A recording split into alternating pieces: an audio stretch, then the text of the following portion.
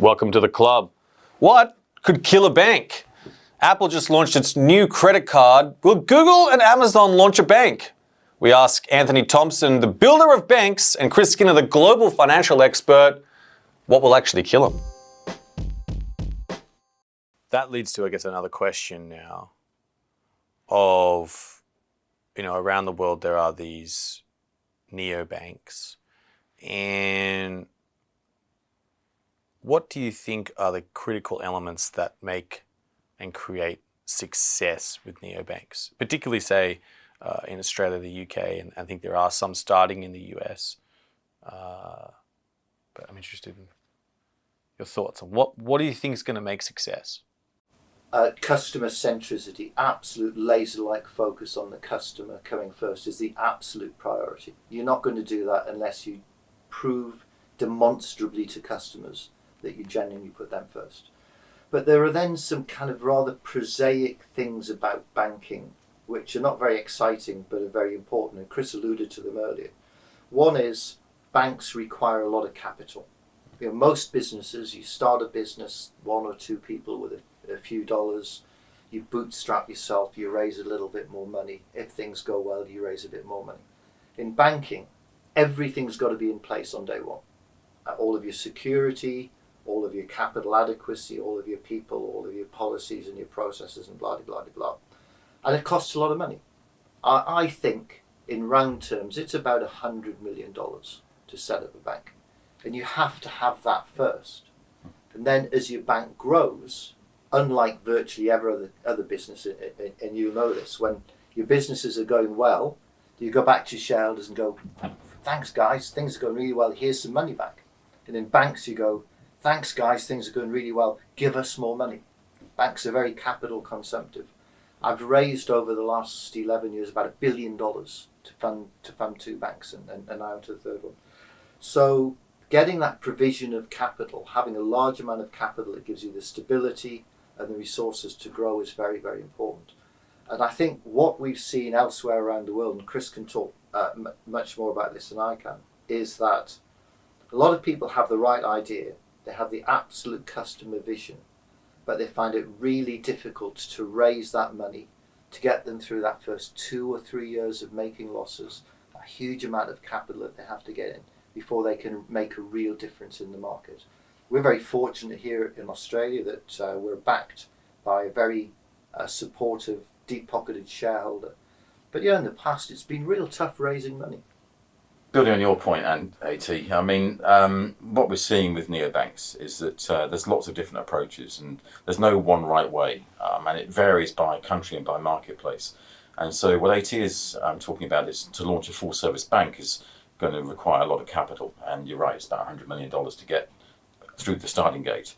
But we're seeing some others, and so if you look at the UK market, for example, what are now fintech unicorns, billion-dollar valuation companies like Monzo and Revolut, started with just prepaid cards and simple transfers of payments, and then gradually expanded their offer.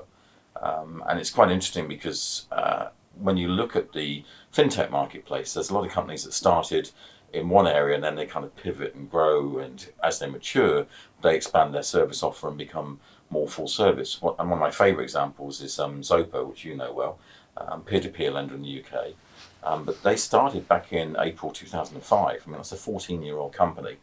And now they're moving into banking after 14 years. And it's because as you mature, you start to realise, okay, if we're just a one-trick pony, then that doesn't do the whole business that we could potentially provide to the marketplace. So you gradually expand the offer. Now, of course, there's another view to that. And it's usually expressed in, are the FANGs or the Facebooks, the Apples, the Googles of this world going to come in and eat banking lunch? And I think the answer to that is no, they won't, because they're going to follow the path that Chris has just alluded to, which they go, why would we bother to get a banking license? Why would we go through all that regulatory hurdle? Why would we have to hold all of that capital when we can just find little bits of banking, like payments, like cards, like funding invoices, where we don't need that facility? They're really good margin businesses. And I think they're going to just eat the interesting bits of the big banks' lunch, and eventually the big banks are going to be left with the unprofitable rump We'll just turn into kind of utilities. But there's also a balance there, because if you take the companies with the FANGs, each of those businesses actually have a lot of banking revenues and profit coming into their businesses. So most of Facebook's advertising, they get a lot of advertising from banks. Amazon Web Services gets a lot of banks using their cloud services. Netflix gets a lot of banks using their cloud services. Google, advertising on Google comes from banks. A lot of their revenue comes from the banking community. So why are you going to bite the hand that feeds you? At the end of the day, yes, they're going to look at adjacencies where they can get easy, leverage of what their core business is. So Amazon, of course, it wants to get into payments, because every time you're checking out on Amazon, why should you use someone else? So let's try and help that process. Same with credit. In the Amazon marketplace, a lot of small businesses, why should they struggle to get money? Let's help them get money. But full deposit service-based banking, nah. But Chris, these digital companies we're referring to are bigger than the biggest banks. They have proved that that information, data, is more valuable than money. So they could become banks. They don't need. They have. Well, that's a critical conversation, though, which is about the leverage of data, because the banks have all the data, but they don't leverage it. The internet giants have the data and they leverage it, and then your startup companies like 86400 and Atom are taking the possibility and opportunity of getting data and leveraging it. And the biggest challenge for a traditional bank is that they've got all this data, but they've thrown it away into lots of different old systems that are separated and fragmented, and siloing. Yeah, they've got no idea how to actually use the data properly to have customer intimacy.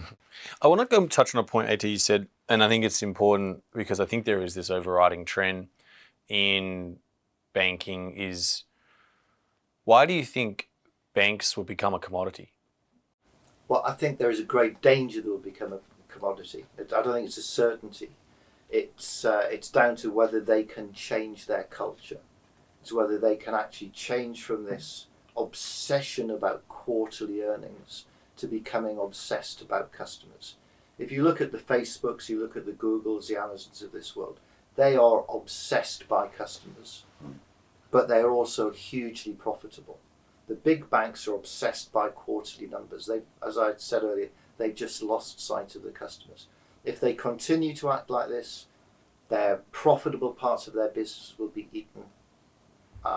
Other competitors like us who do put the customer first will come along, and then Chris and I may have a slightly different perspective on this, but I think some of the really big companies will use their data in a way to offer services related to money, maybe not banking as we know it today, and take those away from. And then you're saying, these banks will lose their profitable parts of the business. You were talking about payments, funding, invoices, and cards. Is that how you see that potentially playing out? Some of these, because some of them aren't going to pivot, some of them aren't going to change.